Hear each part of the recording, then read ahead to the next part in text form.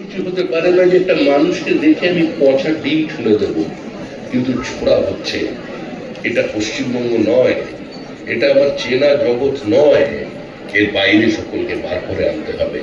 সবাই ভালো থাকবেন, আনন্দে থাকবেন, জীবনে অনেক সাফল্য পান, নিজেদের প্রতিষ্ঠা করবেন।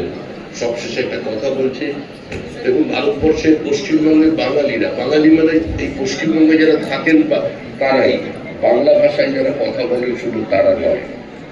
আমরা প্রথমে একজন ভারতীয়, তারপরে একজন বাঙালি। আমাদের উৎপত্তি স্থলটা কিন্তু এক, আমাদের সাংস্কৃতিক কেন্দ্রটা কিন্তু এক। এই ভারতবর্ষকে এক রাখার জন্য আমরা যখন পুজো শুরু করি তখন বলা হয় ওই গঙ্গে চ যমুনে চৈব গোদাবরী সরস্বতী নর্মদে সিন্ধু কাবেরী জলে অস্মিন সন্নিধি কুরু। আপনারা যদি প্রত্যেকটা নদীর কথা দেখেন যে এই নদীর মধ্যেই গোটা ভারতবর্ষ, অর্থাৎ ভারতবর্ষের সাংস্কৃতিক মানচিত্রকে বেঁধে ফেলা আছে। এটাই হলো ভারতবর্ষের চেনা ছবি।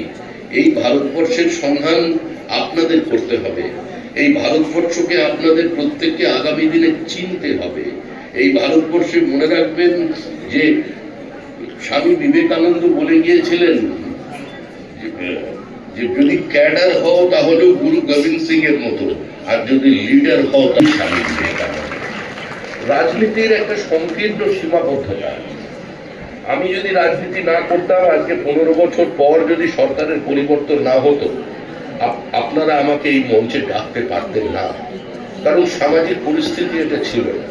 ব্যক্তিগতভাবে এর কর্ণধার হরঞ্জিত সিং আমার বন্ধু। সপ্তাহে 7 দিনের মধ্যে 4 দিন তার সঙ্গে আমার দেখা হয়, কিন্তু তারপরেও পরিস্থিতি যা ছিল, বন্ধুত্বের মধ্যেও একটা রাজনৈতিক বেড়াজাল আজকে বিভাজনের রেখা তৈরি করত। কিন্তু প্রত্যেক পারিবারিক অনুষ্ঠানে, প্রত্যেক তাদের এই ধরনের অনুষ্ঠানে সবসময় তারা আমাকে আমন্ত্রণ জানিয়েছেন। মঞ্চে হয়তো তুলতে পারেননি, কিন্তু জানিয়েছেন। আর মঞ্চে ওঠার অধিকার কোনো শিক্ষা প্রতিষ্ঠান, পাঞ্জাবের অর্ধেকটা নেই, সিন্ধুর গোটাটাই নেই। এই দেশ আমাদের ইচ্ছার বিরুদ্ধে খণ্ডিত হয়ে গেছে। ভারত মায়ের কয়েকটি অঙ্গ শেষ হয়ে গেছে। আজকের এই বছর অত্যন্ত গুরুত্বপূর্ণ, কারণ বন্দে মাতরমের 150 বছর সম্পূর্ণ হচ্ছে। ঋষি বঙ্কিমচন্দ্র চট্টোপাধ্যায় মারা যাবার আগে তার ছোট মেয়েকে কয়েকদিন আগে বলেছিলেন যে দেখিস, আগামী 20-30 বছরের মধ্যেই বন্দে মাতরম সারা ভারতবর্ষের মানুষের হৃদয়ে রক্ত নাচন দেখাবে। আজকে তিনি তার এই উক্তিই প্রতিষ্ঠা পেয়েছিল। আমরা আমাদের সঙ্গে ভবের ভার চুরি করেছি। রবীন্দ্রনাথ গান লিখেছিলেন জনগণ মন অধি। যেদিন কংগ্রেস অধিবেশনে গানটি গাওয়া হয়, সেদিন সন্ধ্যাবেলায় আরেকটি রামভজন দত্ত চৌধুরীর গান হয়েছিল, যার নাম ছিল বাদশাহ হামারা। পরের দিন দ্য ইংলিশম্যান এবং দ্য স্টেটসম্যান দুটি কাগজে প্রকাশ হল যে রবীন্দ্রনাথ পঞ্চম জর্জেরকে স্তুতি করে এই গান রচনা করেছিলেন। রবীন্দ্রনাথ এই কথার গুরুত্ব দেননি, উপেক্ষা করেননি। সারা ভারতবর্ষ জুড়ে মিথ তৈরি হয়ে গেল যে রবীন্দ্রনাথ ব্রিটিশের পূজারী ছিলেন। কিন্তু মনে রাখবেন, এই রবীন্দ্রনাথ ঠাকুর যখন আবেদন করেছিলেন জাতীয় নেতৃবৃন্দের কাছে যে চলুন একসঙ্গে যাই, জালিয়ানওয়ালাবাগ হত্যাকাণ্ডের বিরোধিতা করি পাঞ্জাবের মাটিতে দাঁড়িয়ে, তখন রবীন্দ্রনাথের আহ্বানে কেউ সাড়া দেননি। রবীন্দ্রনাথ যখন বলেছিলেন টাউন হলে সভার আয়োজন করো, আমি সভাপতিত্ব করব, আমি বক্তৃতা করব, আমি প্রতিবাদ করব, শুধু মিটিংটা ডাকার তোমরা ব্যবস্থা করো, আমি নাম করব না। অনেক বরেণ্য ব্যক্তি রবীন্দ্রনাথের পাশে দাঁড়াননি। রবীন্দ্রনাথ নাইট উপাধি ত্যাগকে তার হাতিয়ার হিসেবে বেছে নিয়েছিলেন। আজকেও ভারতবর্ষের বিভিন্ন প্রান্তে, বিভিন্ন কোণে মানুষ বলেন যে রবীন্দ্রনাথ এই কাজ করেছিলেন ব্রিটিশের স্তুতি করতে। বিদ্যাসাগরকে ফর্মিডেবল ব্রিটিশ এজেন্ট বলে কলকাতা শহরে তার মূর্তি ভেঙে দেওয়া হয়েছিল। রাজা রামমোহন রায়কে এজেন্ট বলে তাকেও আমরা অপমানিত করেছি।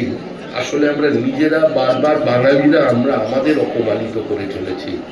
এই ইতিহাসকে নতুন করে এই প্রজন্মকে নিয়ে আসতে হবে। পরাধীনতা 190 বছর ব্রিটিশের শাসন নয়।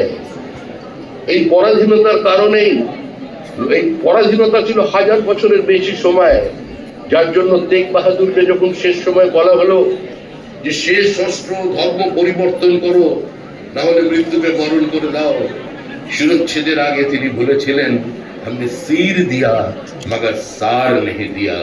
আজকে সেই অবস্থায় দাঁড়িয়ে আমরা আমাদের এই খণ্ডিত পশ্চিমবঙ্গ, যার জন্ম হয়েছিল 20শে জুন 1947 সালে, মাত্র গতকাল সেই দিনটি পশ্চিমবঙ্গ দিবস হিসেবে পালিত হয়েছে।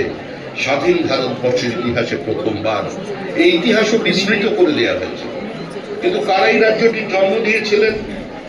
Sir Jadunath Sarkar, Rameshchandra Majumdar, Meghnath Saha, Shyamaprasad Mukherjee, Suniti Kumar Chatterjee, major general A.N. Chatterjee, barrister Nirmal Chandra Chatterjee এবং ভারতবর্ষের অগণিত বুদ্ধিজীবী তারা পথে নেমেছিলেন। তারা বলেছিলেন তারকেশ্বরে দাঁড়িয়ে, Pakistan and no Pakistan that is immaterial. For the sake of the Bengali Hindus, for the survival of the Bengali Hindus, Bengal should be divided. We required a separate Hindu Bengali homeland. প্রতিষ্ঠিত হয়েছিল পশ্চিমবঙ্গে, গতকাল তার জন্মদিন চলে গিয়েছিল। আবার এটা কি পয়লা বৈশাখ হিসেবে ভুলিয়ে দেওয়ার চেষ্টা হয়েছে।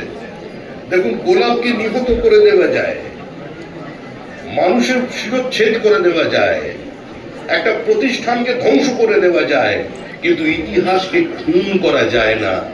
আজকে পশ্চিমবঙ্গ দিবসের পালনের মধ্যে দিয়েই সেটা প্রতিষ্ঠা হয়ে গেল। আমরা কোথা থেকে এসেছি, আমরা কোথায় দাঁড়িয়ে আছি, আর কোথায় নিজেদের চলে যাব, সেটা নিয়ে কোনো প্রশ্ন হয় না। দেখুন, মাত্র 10 দিন আগে আমার একটা অস্ত্রোপচার হয়েছে, এখনো সম্পূর্ণ হয়নি। আমি আজকে ভাই হরঞ্জিতের আহ্বানে এসেছি।